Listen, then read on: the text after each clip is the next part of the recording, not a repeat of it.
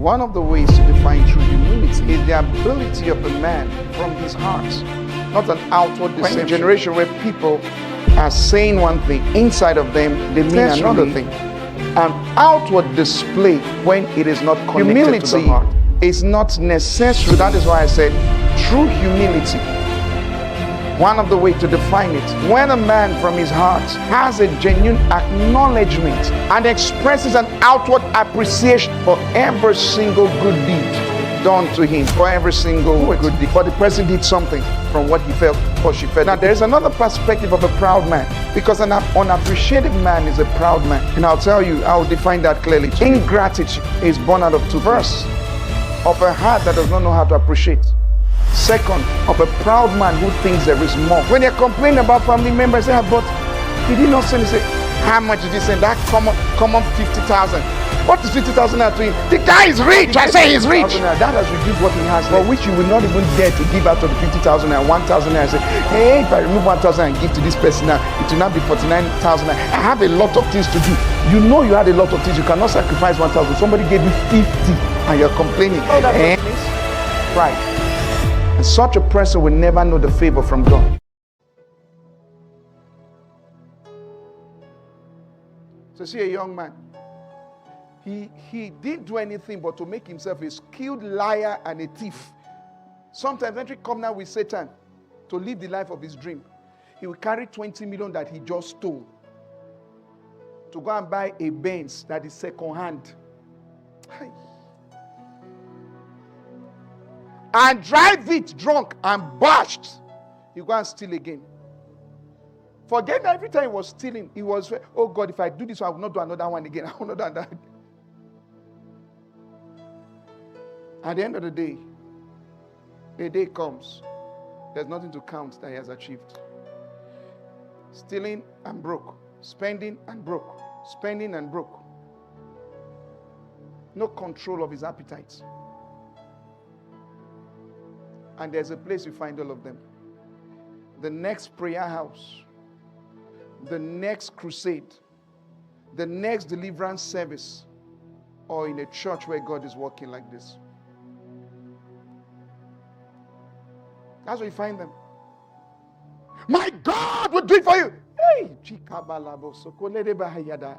the shout in the roof will come down. Today when you jump, all the money will show. The guy has never danced when we say, let's worship the Lord and dance for him. I'm a big boy. But let him hear. Dance before the Lord today as David dance and money will come. The guy will carry on the chair and put it in. Say,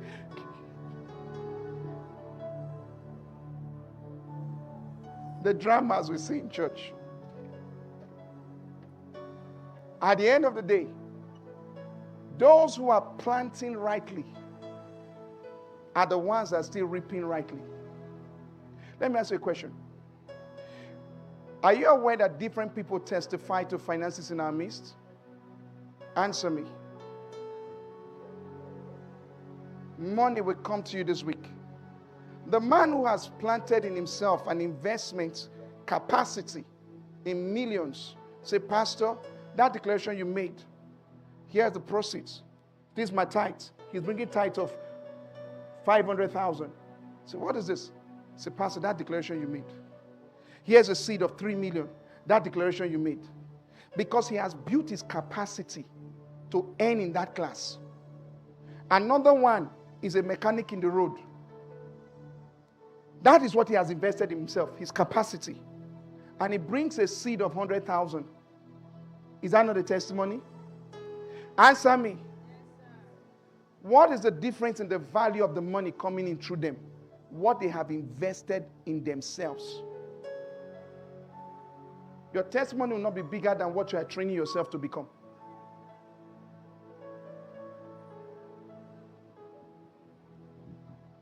That's why I said that to you. Are you still here? Hello? So all this merry wishing, delete. Say amen. Now you didn't hear me now. I say all this merry wishing, delete in Jesus' name. How can you be a wife? You're not a contributor in the home. The man you are insulting, he's a womanizer. He's a this, he's a that. At least they bring food come house. You that is the insulter, you don't leave the house. You are not a contributor. The children don't even, the school they go to, you don't even have brain. You don't get book for sense. So that you can't even help them do assignments.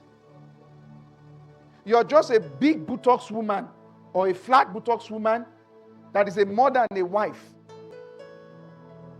And then you're sitting in that same house. There's hunger and everything. You say, my God, we do it one day. Bro, 10 years you go remain like that. Until you sit down and say, no, we must change something. I must become a value creator.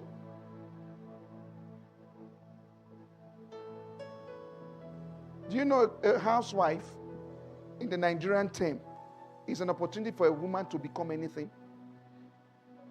After you have done the house church, your children are even in the teenage age where they've left messing up the whole house. You have all those time to read and develop yourself. You will sleep or go and backbite. And you're crying, oh, Pastor, I don't understand my life. Your life is what you're making with it every day.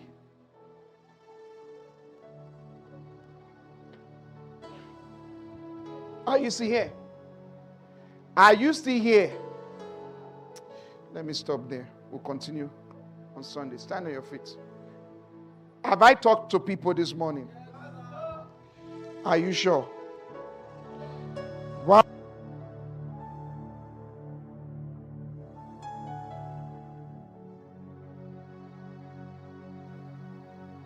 Hallelujah. I said hallelujah. Why am I talking this way? This is our month to march on. Say, I'm marching on. Say, I'm marching on. I must make progress this year. I didn't hear you.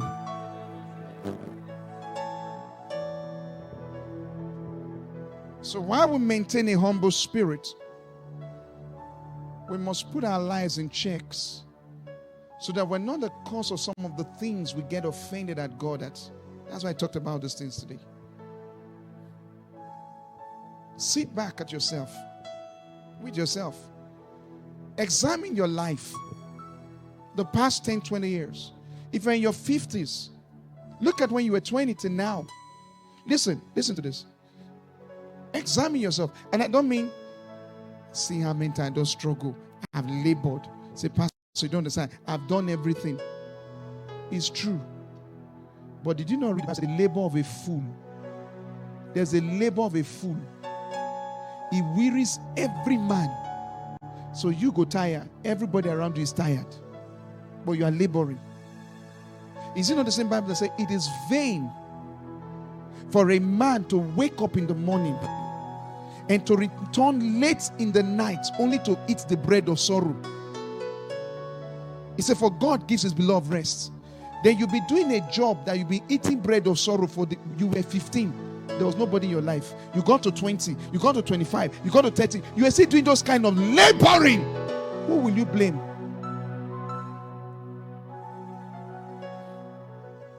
Give you an example. A young boy is 15.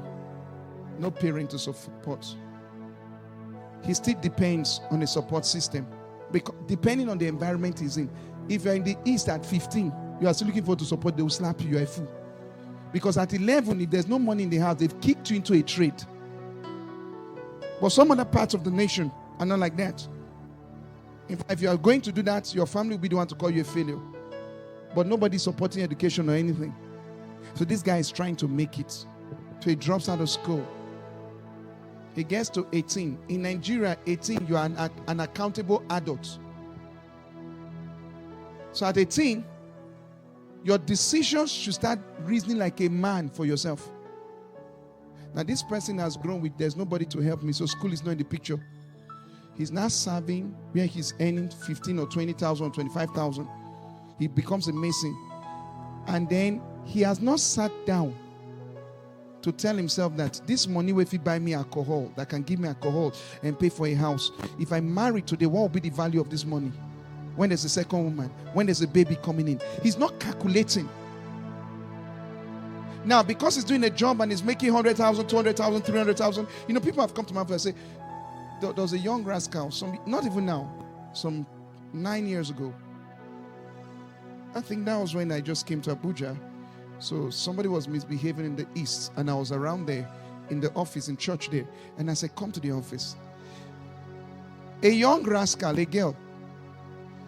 I told the young man, don't marry this girl.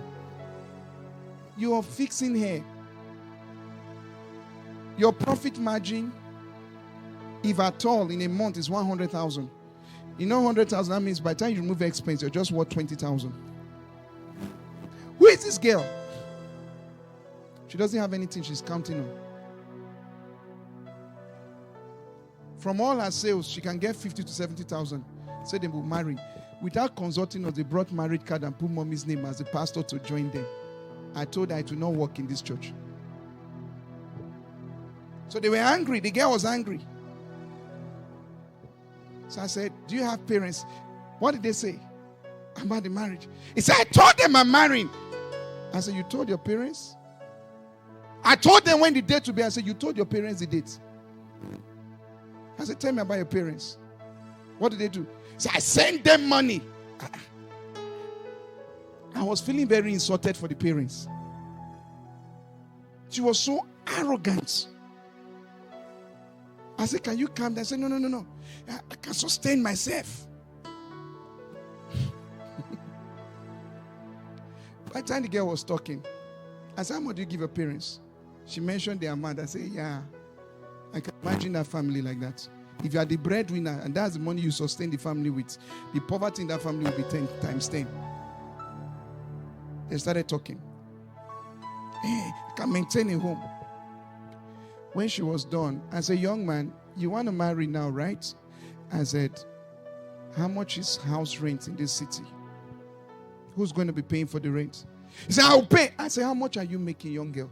By the time I said, listen to this. What you are talking now is what I spend in a week. And if I'm still your age with what I'm spending a week now, I won't rush in.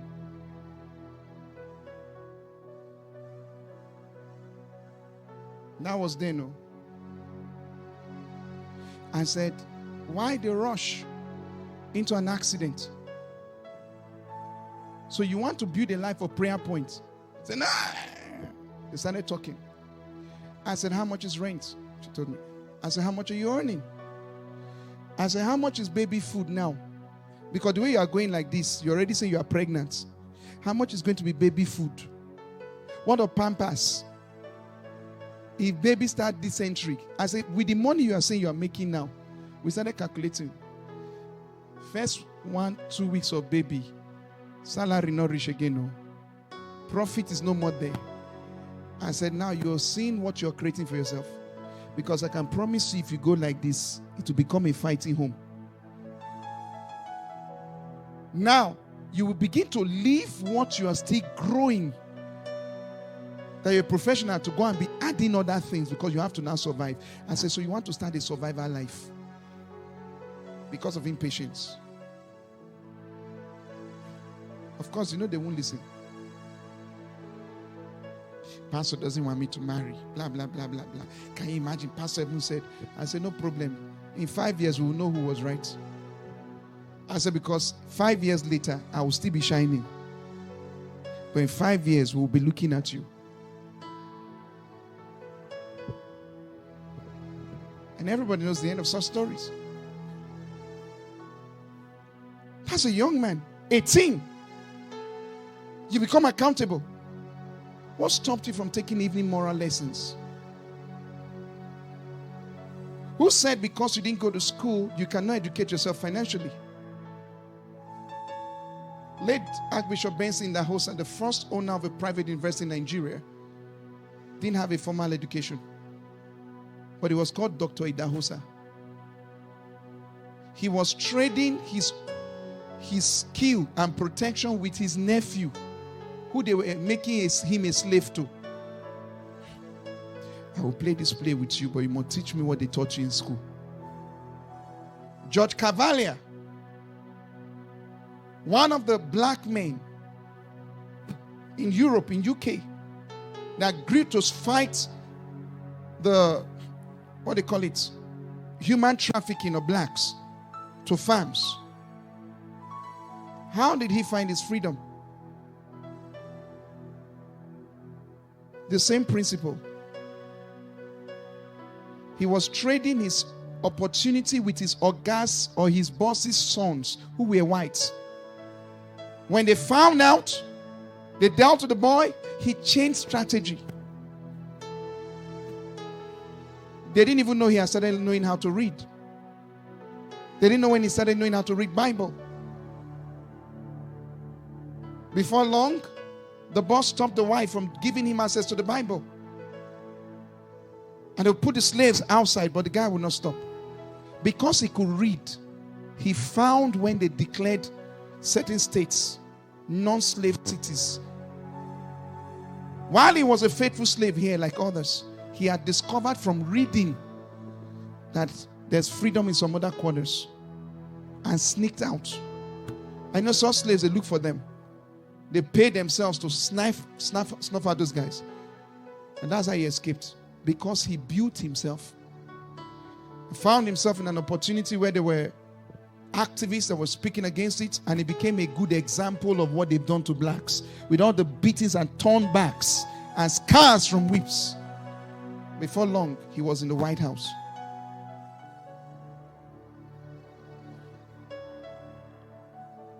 It tells you that if you decide to be knowledgeable and not go to school is not the reason you're poor. Because school does not make any man rich. You know, 15 years ago, I talked about education. When I was talking about systems that were built to keep man in bondage, I said God didn't give man education. It was Satan that introduced man to education. Some people thought I was mad. I just saw a video yesterday that, was it this year or last year, Pastor Chris said the same thing. I was laughing. Because now, Donald Trump has stopped the aid that was funding education in Nigeria, and discovered that it was through education they deceived many parts of the world. When I said it back then, they thought I was mad. So the education they give us in school, I asked, I said, why are we not producing inventors? Because they don't teach you invention in school.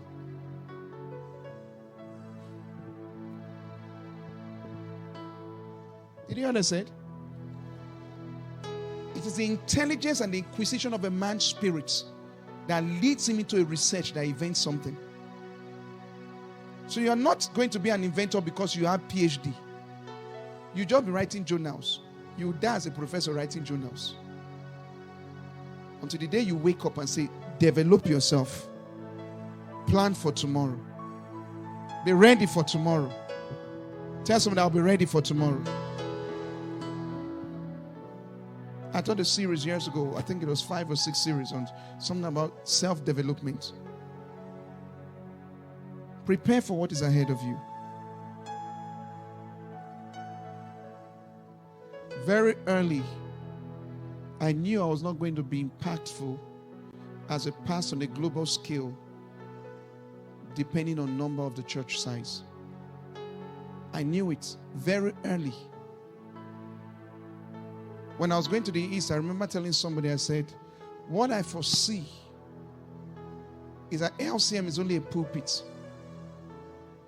to the world.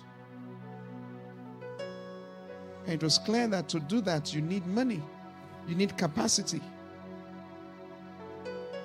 And that I started putting to myself, and I'm still doing it.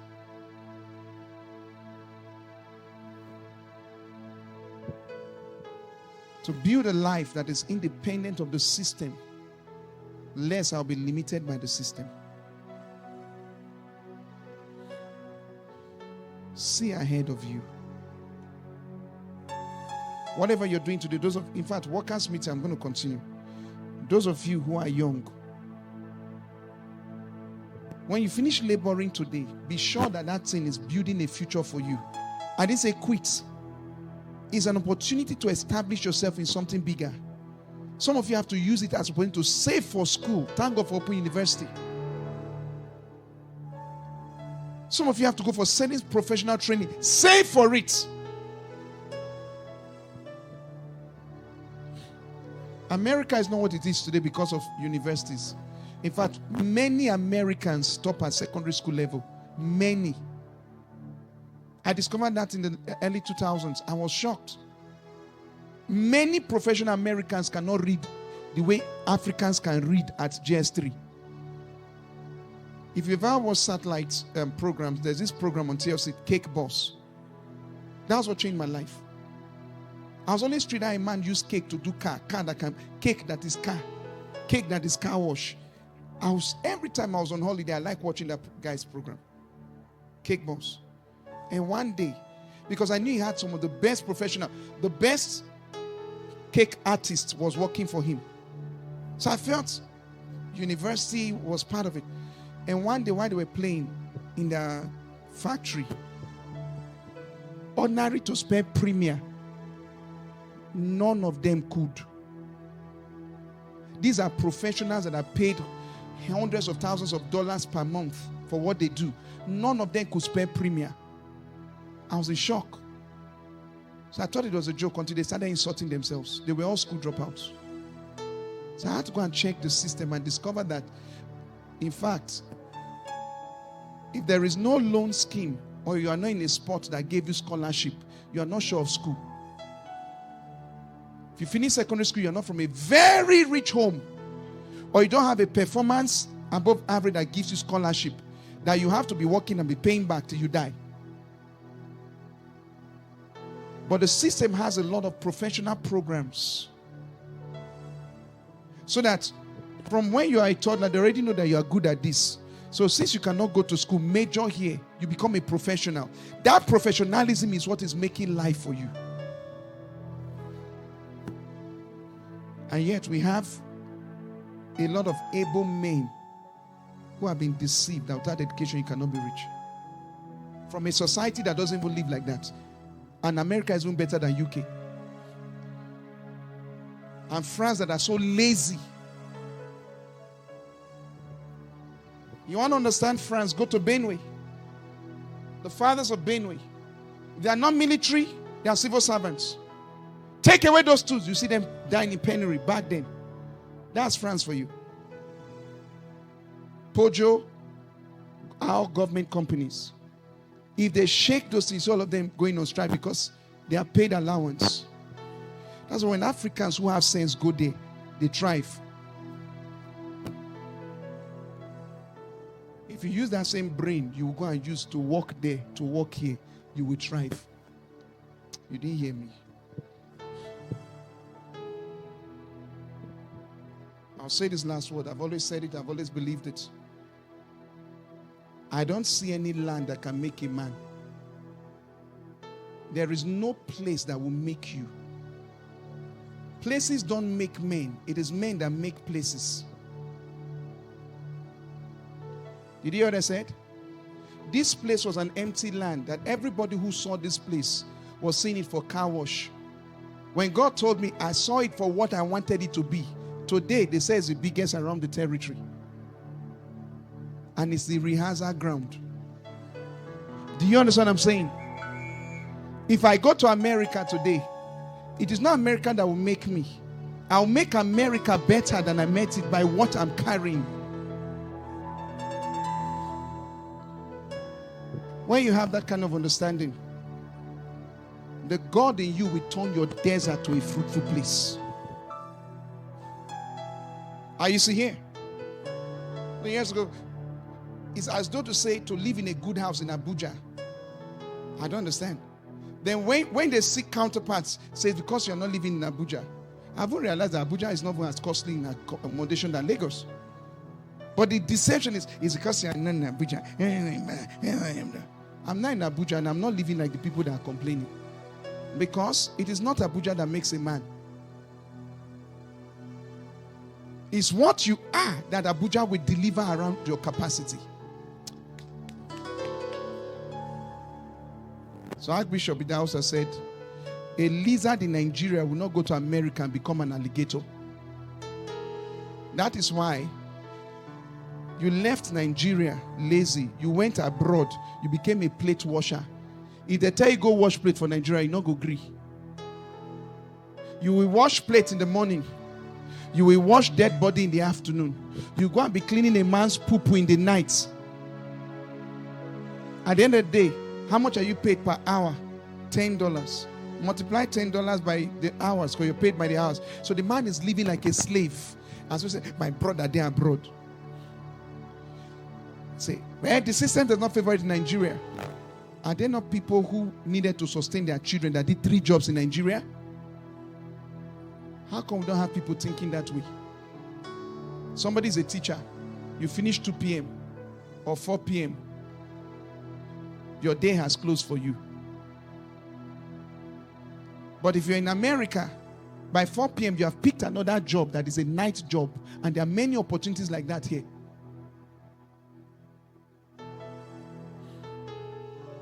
It's just a mentality. I know what I discovered the most is the fact that our unskilled laborers are better paid.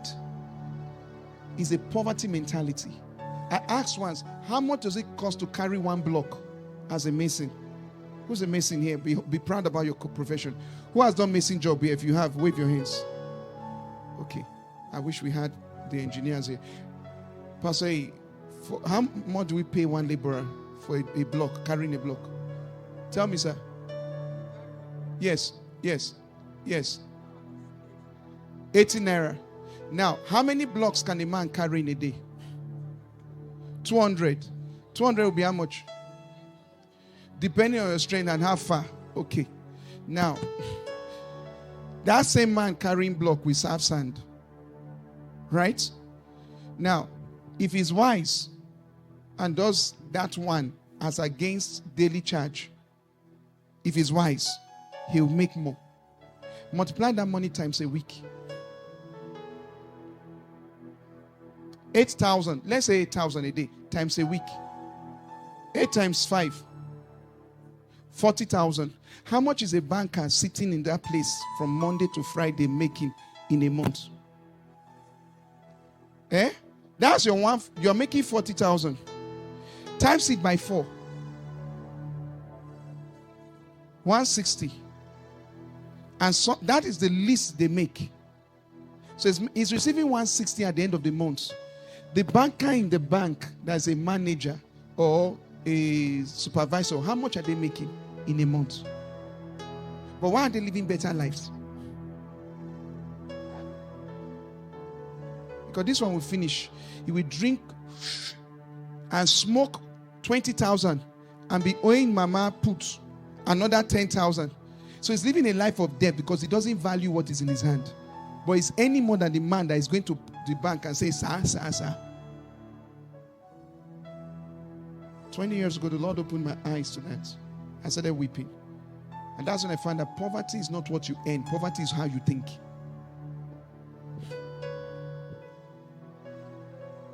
The banker who wears a suit, they say, we'll pay you 50,000. He has a mindset because he's educated.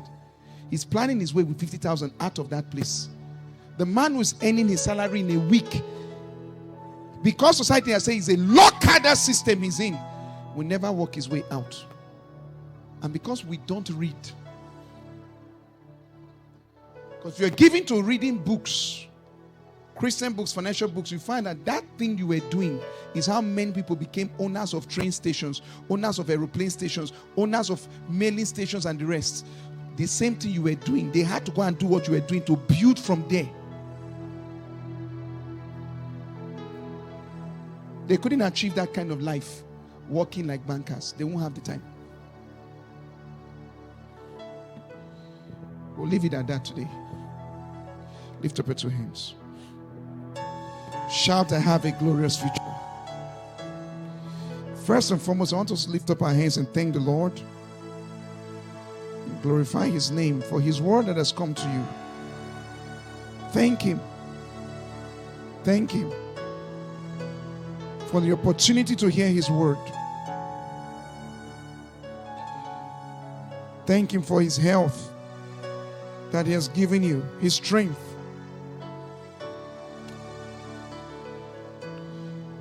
Look at the things you learned about gratitude.